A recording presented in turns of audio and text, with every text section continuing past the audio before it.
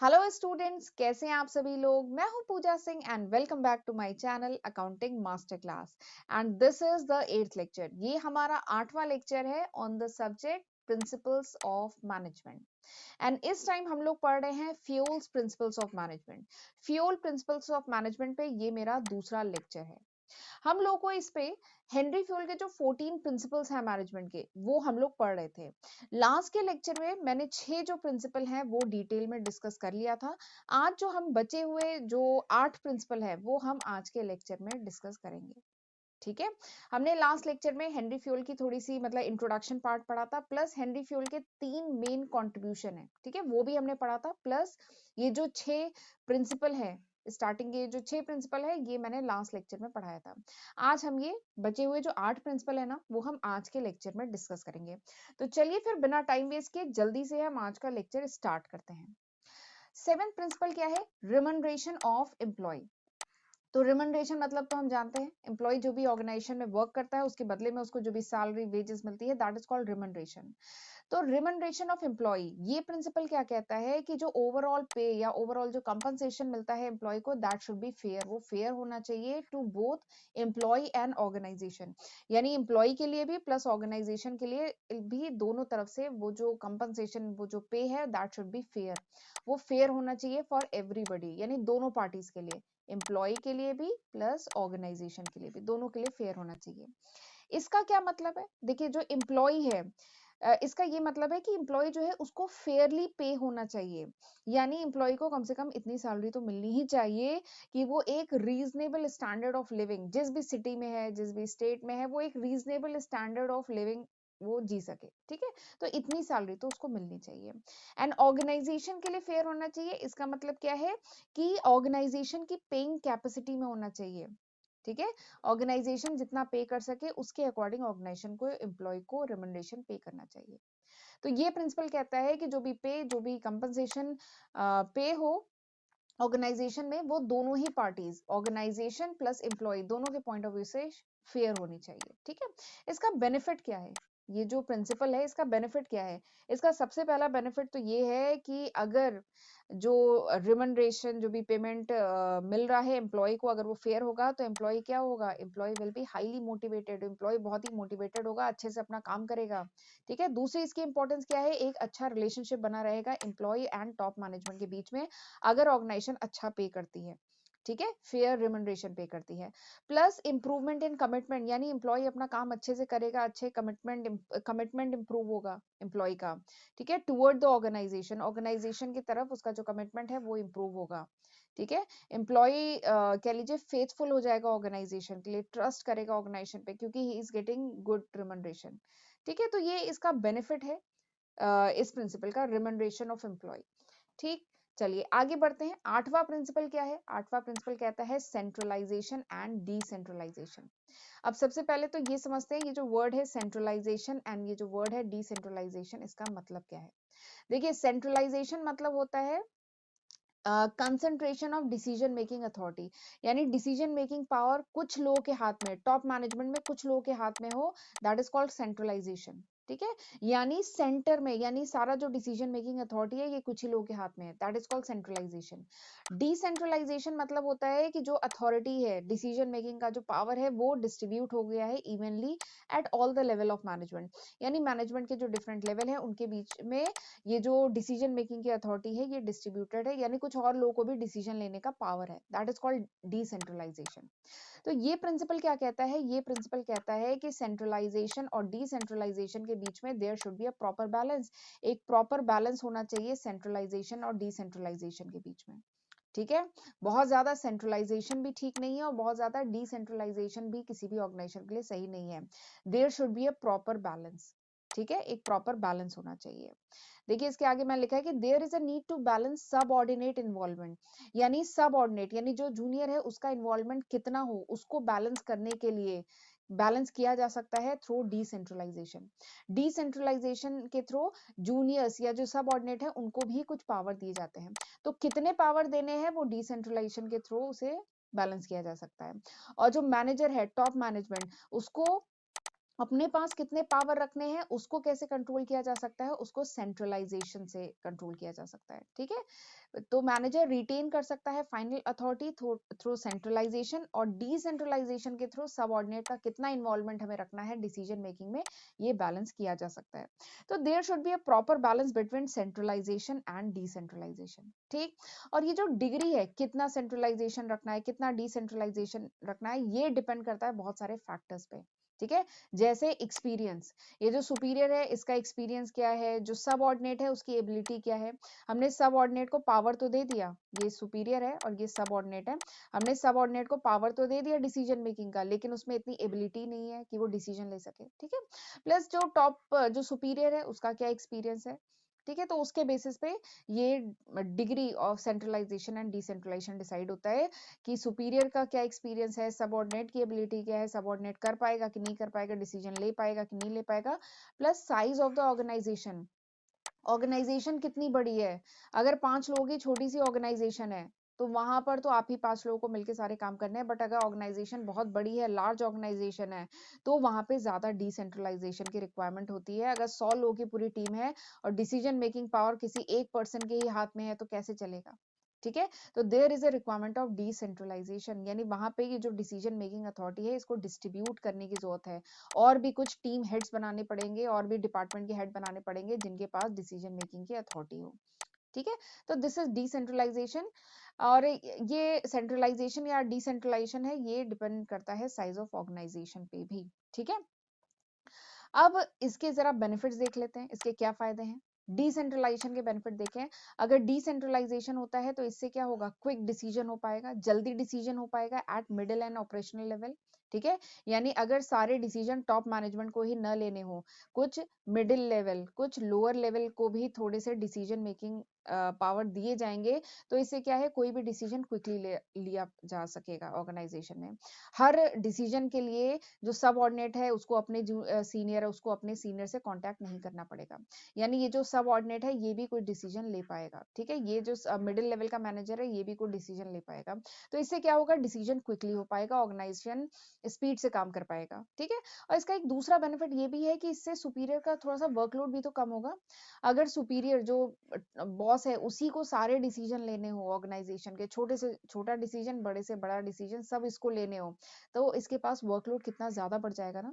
तो ये जो डिसेंट्रलाइजेशन है इससे थोड़ा सा वर्कलोड भी सुपीरियर के पास कम होता है। ठीक है, और सुपीरियर जो मेन काम है ना उस पे फोकस कर पाएगा। ठीक, और इसका तीसरा एक बहुत इंपॉर्टेंट बेनिफिट ये भी है कि इससे क्या है, जो जूनियर है जो सबऑर्डिनेट है उसमें थोड़ा सा मोटिवेशन आएगा।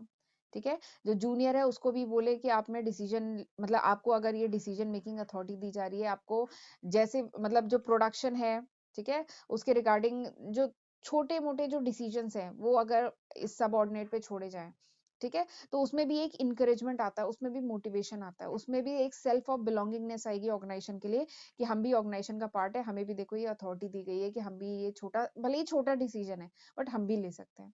ठीक है, तो ये 3 इसके इंपॉर्टेंट बेनिफिट है। ठीक, चलिए आगे बढ़ते हैं। अब मैं बताती हूँ आपको स्केलर चेन, ये काफी इंपॉर्टेंट है। ठीक है, scalar chain, scalar chain chain of authority and communication that run from top to bottom should be followed by manager and the subordinate। Scalar chain क्या होता है, जो भी चेन ऑफ अथॉरिटी, कोई भी कम्युनिकेशन करना है, जो भी चेन ऑफ अथॉरिटी है, चाहे अथॉरिटी की चेन हो चाहे कम्युनिकेशन की चेन हो, टॉप से लेके जो बॉटम तक फ्लो करती है, ये हमेशा एक चेन में फ्लो करती है।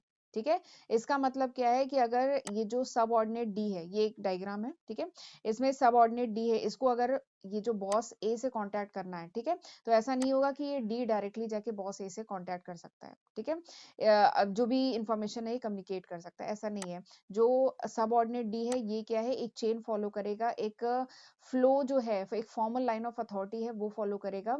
जो डी है वो पहले अपनी जो भी प्रॉब्लम है, जो भी बात है वो पहले सी को बताएगा, फिर सी विल कम्युनिकेट, वो अपने लेवल पे अगर डिसीजन लेना होगा तो सी लेगा, नहीं तो वो आगे बी को कम्युनिकेट करेगा और बी आगे ए को कम्युनिकेट करेगा। तो there should be a formal line of authority.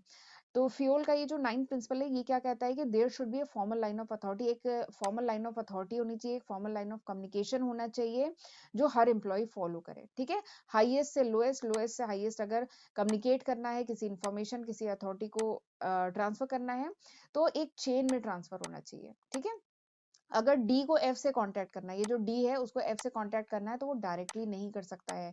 There should be a proper chain, ठीक। And this change should not be violated, ये जो है नॉर्मल कोर्स ऑफ बिजनेस में, नॉर्मल सर्कमस्टेंसेस में ये चेन जो है ब्रेक नहीं होनी चाहिए, हमेशा ये चेन फॉलो करनी चाहिए। ये कहा था हेनरी फ्यूल ने अपने 9th प्रिंसिपल में, ठीक है। और ये जो स्केलर चेन का जो कॉन्सेप्ट है ना, दिस इज वेरी इंपॉर्टेंट, ये बहुत इंपॉर्टेंट है। यूनिटी ऑफ कमांड में भी तो यही बात कही गई है।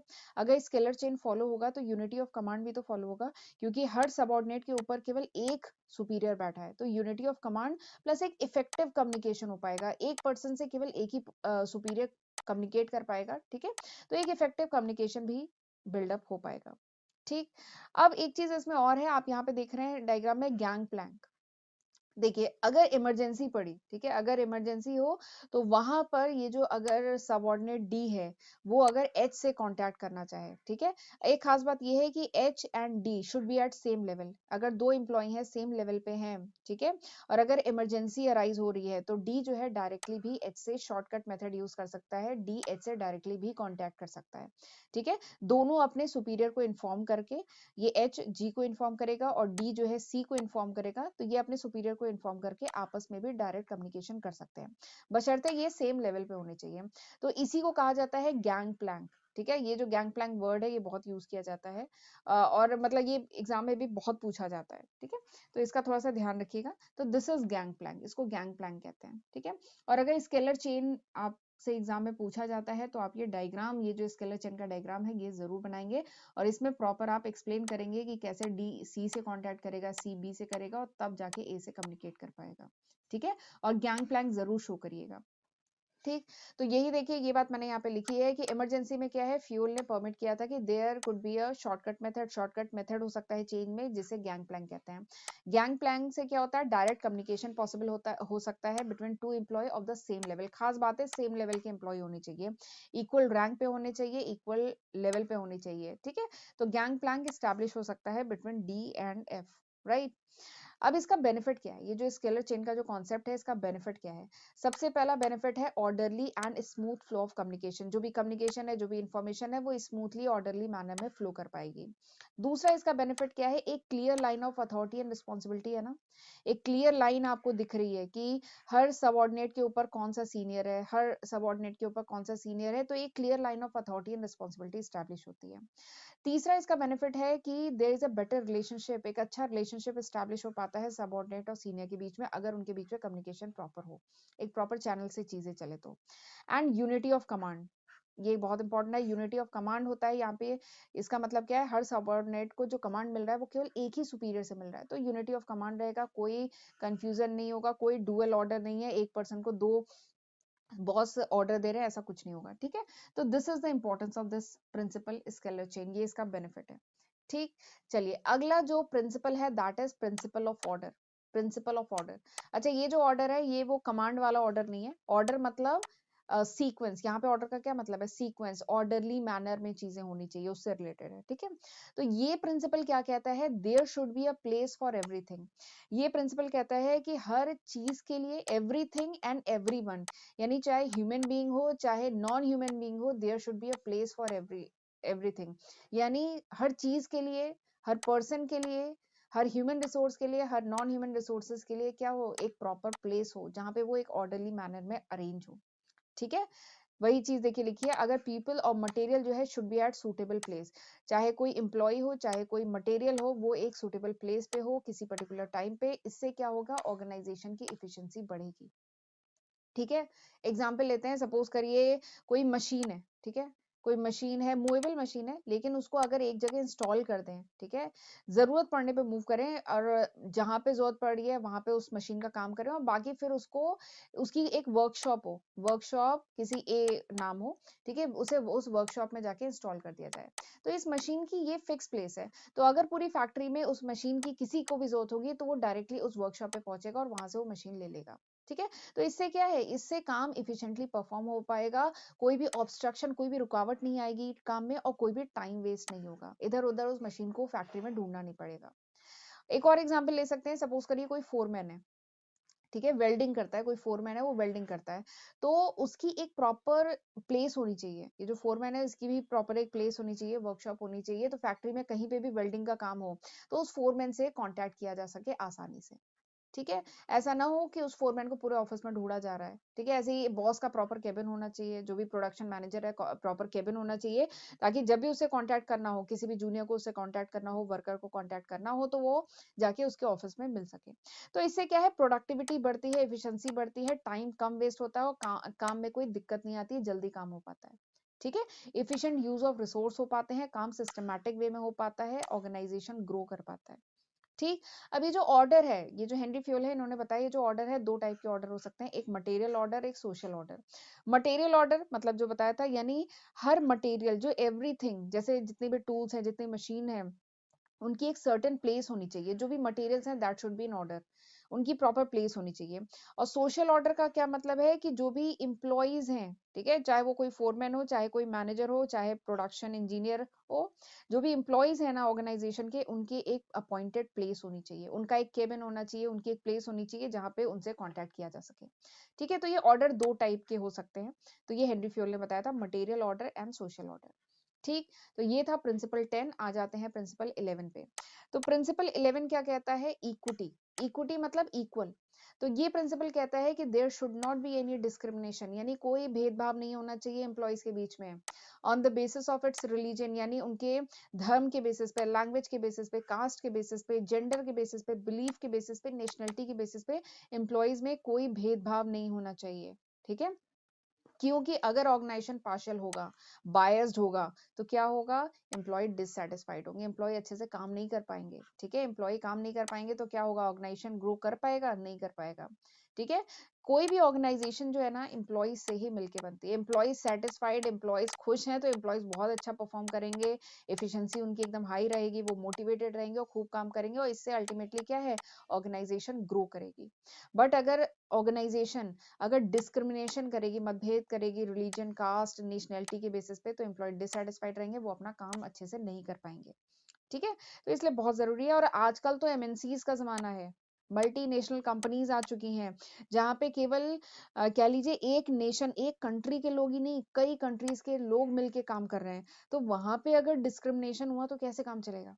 ठीक है, और वैसे भी अब नहीं होता ये, मतलब कोई भी ऑर्गेनाइजेशन जनरली डिस्क्रिमिनेशन नहीं करती है, क्योंकि अब टाइम चेंज हो चुका है। ठीक है, business environment has completely change. ये काफी पहले होता था जब डिस्क्रिमिनेशन होता था, बट अब डिस्क्रिमिनेशन फ्री इन्वायरमेंट बन गया है ऑर्गेनाइजेशन में। डिफरेंट नेशनलिटी, डिफरेंट कंट्रीज के लोग एक साथ मिलके काम करते हैं। ठीक है, अब इसका फायदा क्या है, इसके बेनिफिट की अगर हम बात करें, तो अब तो आप समझ गए होंगे इसके बेनिफिट क्या है। एम्प्लॉय सेटिस्फाइड रहेगा, मोटिवेटेड रहेगा, अच्छे से काम करेगा, प्लस अच्छे रिलेशन बने रहेंगे, एम्प्लॉयज के अपने टॉप मैनेजमेंट के साथ अच्छे रिलेशन बने रहेंगे। ठीक है, तो ये इसका बेनिफिट है। चलिए आगे बढ़ते हैं। अच्छा, आगे बढ़ने से पहले मैं आपको बताना चाहती हूँ कि this is the list of subject. ये वो लिस्ट ऑफ सब्जेक्ट है जो मैं आज की तारीख यानी फरवरी 2022 तक अपने चैनल पे अपलोड कर चुकी हूँ। ठीक है, अगर ये वीडियो आप कुछ महीने बाद देख रहे हैं, कुछ साल बाद देख रहे हैं, तो इसमें कई और नए सब्जेक्ट ऐड हो चुके होंगे।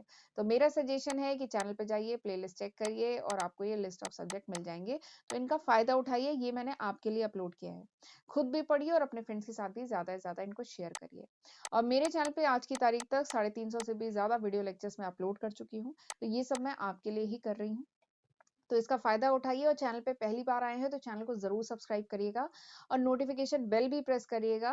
ठीक है, और चैनल को सब्सक्राइब करना इसलिए जरूरी है क्योंकि मेरे चैनल पे आपको कॉमर्स स्ट्रीम के जो डिफरेंट सब्जेक्ट्स है ना, उनकी वीडियो लेक्चर सीरीज मिलती है डिटेल में विद नोट्स एंड न्यूमेरिकल। तो इसका फायदा उठाइए। ठीक है, तो चलिए आगे बढ़ते हैं। अब हम पढ़ेंगे स्टेबिलिटी ऑफ पर्सोनेल। ठीक है, ये है प्रिंसिपल 12। तो 12 प्रिंसिपल क्या कहता है, स्टेबिलिटी ऑफ पर्सोनेल, यानी जो इम्प्लॉय है, यानी ये प्रिंसिपल क्या कहता है कि जो ऑर्गेनाइजेशन है उसको प्रॉपर एफर्ट करने चाहिए, ताकि जो इम्प्लॉय है उसकी स्टेबिलिटी प्लस उसकी कॉन्टिन्यूटी ऑर्गेनाइजेशन में बनी रहे। ठीक है, एम्प्लॉय बहुत जल्दी ऑर्गेनाइजेशन छोड़ के ना जाए, उसकी स्टेबिलिटी बनी रहे, वो एम्प्लॉय लंबे समय तक ऑर्गेनाइजेशन में काम करे, तो उसके लिए जो ऑर्गेनाइजेशन है उसको प्रॉपर एफर्ट करनी चाहिए। ठीक है, और इस प्रिंसिपल में ये भी कहा गया है कि एम्प्लॉय को ऑर्गेनाइजेशन में रिक्रूट कर, मतलब सिलेक्शन नॉट रिक्रूटमेंट, अभी जब मैं आपको स्टाफिंग पढ़ाऊंगी तब हम डिटेल में पढ़ेंगे रिक्रूटमेंट और सिलेक्शन में क्या अंतर होता है। तो एम्प्लॉय का जब सिलेक्शन करे ऑर्गेनाइजेशन में, ठीक है, तो वो एक प्रॉपर प्रोसीजर के थ्रू, एक रिगरस प्रोसीजर के थ्रू करे, ठीक है। जो भी आपको एम्प्लॉय में टेस्टिंग कर, मतलब जो भी आपको उसकी नॉलेज टेस्ट करनी है वो प्रॉपर टेस्ट कर ले, और एक बार अगर सिलेक्ट कर लिया किसी एम्प्लॉय को ऑर्गेनाइजेशन में, उसके बाद उसको एक सर्टेन मिनिमम पीरियड का टाइम जरूर देना चाहिए ताकि वो अपनी एबिलिटी जो भी उसमें जो टैलेंट है वो शो कर सके, ठीक है। तो ये इस प्रिंसिपल में कहा गया है। देखिए ऑर्गेनाइजेशन की कोशिश होनी चाहिए कि जो एम्प्लॉय टर्नओवर है, ठीक है, वैसे एम्प्लॉय टर्नओवर आप कॉस्ट अकाउंटिंग में भी मैंने पढ़ाया है, labour turnover, employ turnover. Employ turnover किसी भी ऑर्गेनाइजेशन का क्या होना चाहिए, कम से कम होना चाहिए। यानी जो एम्प्लॉय ऑर्गेनाइजेशन में आए वो फिर मतलब एक सर्टेन ड्यूरेशन बता के ही जाए, मतलब बहुत हाई एट्रीशन, इसको एट्रीशन रेट भी कहते हैं, बहुत हाई एट्रीशन रेट नहीं होना चाहिए किसी भी ऑर्गेनाइजेशन का। यानी ऐसा ना हो कि एम्प्लॉय 6-6 महीना काम करे, एक एम्प्लॉय आया 6 महीने बाद चला गया, दूसरा आया फिर कुछ महीने बाद चला गया, तो बहुत हाई एट्रीशन रेट, बहुत हाई टर्नओवर किसी भी ऑर्गेनाइजेशन का नहीं होना चाहिए, क्योंकि ये ऑर्गेनाइजेशन की इफिशिएंसी को इम्पैक्ट डालता है, ठीक है। ये ऑर्गेनाइजेशन की इफिशिएंसी को इम्पैक्ट डालता है। कोई ऑर्गेनाइजेशन है अभी, कोई एम्प्लॉय है अभी स्टेबल भी नहीं हुआ, तब तक फिर वो डिससेटिस्फाइड हो गया, किसी भी कारण से वो डिससेटिस्फाइड हो गया और फिर वो अपने जाने के बारे में सोचने लगा, वो फिर से सीवी अपडेट करने लगा और मतलब जाने के बारे में ऑर्गेनाइजेशन से सोचने लगा। तो ऐसा नहीं होना चाहिए। हेनरी फ्यूल कहते हैं कि जो ऑर्गेनाइजेशन है उसको प्रॉपर एफर्ट करने चाहिए कि एम्प्लॉय उसके यहाँ पे लंबे समय तक रहे, और एम्प्लॉय को प्रॉपर समय देना चाहिए कि वो अपना टैलेंट जो भी है उसको शो कर सके, ठीक है। आगे मैंने लिखा है यहाँ पे, continuous change will create instability and insecurity. अगर ऑर्गेनाइजेशन भी एम्प्लॉय को अगर फायर करती है बहुत जल्दी जल्दी, अगर ऑर्गेनाइजेशन भी एम्प्लॉय को अगर फायर करती है ना, इसीलिए कहा है सिलेक्शन करने से पहले, एम्प्लॉय के सिलेक्शन करने से पहले प्रॉपर टेस्टिंग कर लो एम्प्लॉय की, ठीक है। जो भी आपको उसकी नॉलेज चेक करनी है वो कर लो, बट एक बार सिलेक्ट कर लिया तो फिर कुछ समय दो, क्योंकि अगर ऑर्गेनाइजेशन एम्प्लॉय को बहुत जल्दी अगर फायर करती है, then it create the instability in the organisation, organisation में इनस्टेबिलिटी क्रिएट करती है, प्लस इनसिक्योरिटी, जो दूसरे एम्प्लॉयज हैं उनमें इनसिक्योरिटी आ जाएगी, वो सोचेंगे ये ऑर्गेनाइजेशन तो बहुत जल्दी फायर करती है, तो वो जो बचे हुए एम्प्लॉय है ना वो भी ऑर्गेनाइजेशन से जाने के बारे में सोचने लगेंगे, वो भी अपना naukri.com और दूसरे पोर्टल्स पे अपना सीवी अपडेट करेंगे, ठीक है। तो ये भी एक नुकसान है। प्लस एम्प्लॉय को रिक्रूट करना, उसको सिलेक्ट करना, प्लस उसको ट्रेनिंग प्रोवाइड करना, इसमें भी बहुत खर्चा आता है, प्लस बहुत टाइम टेकिंग प्रोसेस है। जो मैनेजर है, ठीक है, वो सारे काम छोड़ करके रिक्रूटमेंट सिलेक्शन में ही लगा रहेगा, ठीक है। तो ये एक टाइम टेकिंग प्रोसेस है, प्लस इसमें कॉस्ट भी तो इनकर होती है, खर्चा भी तो होता है, तो ये फालतू का खर्चा है। तो इसलिए हेनरी फ्यूल ने कहा था कि कोशिश करना चाहिए कि एम्प्लॉय एक लंबे समय तक, एम्प्लॉय की स्टेबिलिटी ऑर्गेनाइजेशन में बनी रहे, ठीक। अब इसका बेनिफिट क्या है, वैसे अगर इतना सब कुछ समझ गए हैं तो इसका बेनिफिट भी समझ जाएंगे। इसका बेनिफिट क्या है, इसका बेनिफिट सबसे पहला ये है कि इससे एम्प्लॉय की इफिशिएंसी बनी रहती है। यानी एम्प्लॉय अगर लंबे समय तक काम करता है तभी तो वो एकदम सेट हो जाता है, इफिशिएंट हो जाता है, और प्लस एक बेटर रेपुटेशन, ऑर्गेनाइजेशन की मार्केट में एक बेटर रेपुटेशन बनती है, प्लस जो रिक्रूटमेंट सिलेक्शन का जो खर्चा है वो भी बचता है, प्लस टाइम और रिसोर्सेज जो इतने वेस्ट हो रहे हैं ये भी बचते हैं। तो ये सब इसके बेनिफिट हैं। वैसे अब इंडिया में बहुत सारी ऐसी कंपनीज हैं जो जानी जाती हैं स्टेबिलिटी ऑफ, अपने एम्प्लॉय की स्टेबिलिटी के लिए जानी जाती हैं, जिसमें बहुत, वैसे तो बहुत सारी कंपनी है पर मैं कुछ कंपनीज के नाम लूंगी, जैसे टाटा है, एचसीएल है, विप्रो है। यहाँ पे एम्प्लॉय स्टेबिलिटी यानी एट्रिशन रेट काफी कम है, ठीक है, एम्प्लॉय टर्नओवर काफी कम है, ये अपने एम्प्लॉय का काफी ख्याल रखती है, ठीक है। चलिए आगे बढ़ते हैं। थर्ड नहीं, 13 जो प्रिंसिपल है फ्यूल का, दैट इज इनिशिएटिव। ये इनिशिएटिव मतलब होता है पहल करना, फर्स्ट स्टेप लेना, दैट इज इनिशिएटिव। तो ये प्रिंसिपल जो हेनरी फ्यूल का है ये कहता है कि वर्कर शुड बी इनकरेज, जो वर्कर हैं, जो एम्प्लॉइज हैं, उनको इनकरेज करना चाहिए, अपॉर्चुनिटी प्रोवाइड करनी चाहिए कि वो भी इनिशिएटिव ले सकें, वो भी पहल कर सकें, किसी भी प्लान को एग्जीक्यूट करने, किसी भी प्लान को बनाने और एग्जीक्यूट करने में वो भी पहल कर सकें। यानी ये केवल टॉप मैनेजमेंट का काम ना हो, ठीक है। टॉप मैनेजमेंट तो ठीक है, उसको देख के डिसीजन लेगा, लेकिन जो सब ऑर्डिनेट है, जो जूनियर्स हैं, जो वर्कर्स हैं, उनको भी इनिशिएटिव लेने की पूरी फ्रीडम हो, ठीक है। उन्हें भी कहा जाए कि आप भी कोई सजेशन देना चाहे, यू आर मोस्ट वेलकम। तो ये भी होना चाहिए, इससे एम्प्लॉय में सेल्फ मोटिवेशन आता है, एम्प्लॉय भी मोटिवेट होते हैं, वो भी फील करते हैं कि वो भी पार्ट ऑफ ऑर्गेनाइजेशन है, एक फीलिंग ऑफ बिलोंगिंगनेस आती है। प्लस एम्प्लॉय की मेंटल ग्रोथ होगी, एम्प्लॉय जो जूनियर्स है वो भी कुछ सोचेंगे ऑर्गेनाइजेशन की ग्रोथ के लिए, ठीक है, अपनी ग्रोथ के लिए, ऑर्गेनाइजेशन की ग्रोथ के लिए, अल्टीमेटली वो भी कुछ सोचेंगे। देखिए ऑर्गेनाइजेशन ग्रो होगा तो एम्प्लॉय भी ग्रो होगा, ठीक है, और एम्प्लॉय ग्रो होगा तो ऑर्गेनाइजेशन ग्रो होगा, तो दोनों म्यूचुअल है, ठीक है। तो इससे एम्प्लॉय की मेंटल ग्रोथ होती है, वो सोचता है थोड़ा, प्लस एक सेंस ऑफ बिलोंगिंगनेस आती है। अगर जूनियर जो सबऑर्डिनेट है उनको भी इनिशिएटिव लेने की अपॉर्चुनिटी दी जाए ऑर्गेनाइजेशन में, ठीक है। अब इसका फायदा, जैसे एग्जाम्पल के लिए मैं पहले ये एग्जाम्पल बताती हूँ। इसका एग्जाम्पल है, जैसे बहुत सारे ऑर्गेनाइजेशन में सजेशन बॉक्स आपने देखे होंगे, बहुत सारे ऑर्गेनाइजेशन में सजेशन बॉक्स आपने देखे होंगे। सजेशन बॉक्स सिस्टम होता है, ठीक है, एम्प्लॉय सजेशन सिस्टम होता है। तो इसमें क्या होता है, जो ऑर्गेनाइजेशन होती है वो अपने वर्कर से, अपने जो जूनियर एम्प्लॉयज हैं उनसे सजेशन मांगती है कि आपका कुछ अच्छा सजेशन है तो वो दीजिए। और फिर जो कंपनी का जो एनुअल फंक्शंस होते हैं, ठीक है, जो ईयरली फंक्शंस होते हैं, उनमें फिर उस एम्प्लॉय को रिवॉर्ड दिया जाता है जिनके सजेशन अच्छे होते हैं। तो इस तरीके से क्या है, हर एम्प्लॉय सोचने के लिए कंपेल होता है, ठीक है, कोशिश करता है कि वो कुछ नया सोचे, ऑर्गेनाइजेशन के लिए कुछ अच्छा सोचे, ठीक है। अच्छा, इसमें एक चीज का खास ध्यान रखना है कि ऐसा नहीं है कि कुछ नया करने के चक्कर में जो पहले से जो प्रैक्टिसेस, जो रूल ऑर्गेनाइजेशन में फॉलो हो रहे हैं उसको डिस्कार्ड किया जाए। तो ऐसा इसका मतलब एकदम नहीं है। इनिशिएटिव लेना है, लेकिन अच्छा इनिशिएटिव लेना है, ठीक है। तो ये इस बात का इसमें ध्यान रखा जाता है, ठीक है। और एक इसका फायदा एक और ये भी है कि इससे जो एम्प्लॉय है उसका पार्टिसिपेशन, ऑर्गेनाइजेशन की एक्टिविटी में उसका पार्टिसिपेशन और ज्यादा बढ़ता है, ठीक है। तो ये है 13 principle. Now come to the last principle, that is principle 14। इसका नाम क्या है, spirit de corps. Spirit de corps का मतलब है टीम स्पिरिट, ठीक है। तो मैनेजमेंट, ये प्रिंसिपल क्या कहता है कि मैनेजमेंट को प्रमोट करना चाहिए टीम स्पिरिट। टीम स्पिरिट जो है उसको प्रमोट करना चाहिए, यानी जो पूरी ऑर्गेनाइजेशन है एक टीम की तरह काम करे, टीम स्पिरिट की तरह काम करे, ऑफ यूनिटी एंड हार्मोनी, ठीक है। और स्पेशली लार्ज, जो बड़ी ऑर्गेनाइजेशन है उसके लिए तो ये बहुत ही जरूरी है, क्योंकि जितनी बड़ी ऑर्गेनाइजेशन उतने ज्यादा एम्प्लॉय, उतने ज्यादा उनके कन्फ्लिक्ट्स, कह लीजिए उनमें उतना ज्यादा कन्फ्लिक्ट होगा ना, ठीक है। उनके इंटरेस्ट अलग है, उनका नेचर, हॉबीज, सब कुछ अलग है, ठीक है।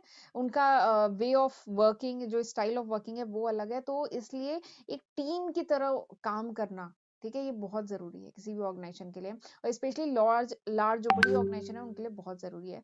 अगर टीम स्पिरिट के साथ नहीं काम करेंगे तो ये बहुत ही डिफिकल्ट होगा ऑर्गेनाइजेशन के लिए कि ऑर्गेनाइजेशन अपना गोल अचीव कर पाए, ठीक है। और टीम स्पिरिट नहीं है तो आपस में कोई कोऑर्डिनेशन नहीं होगा, ठीक है, तो ऑर्गेनाइजेशन अपना गोल अचीव नहीं कर पाएगी।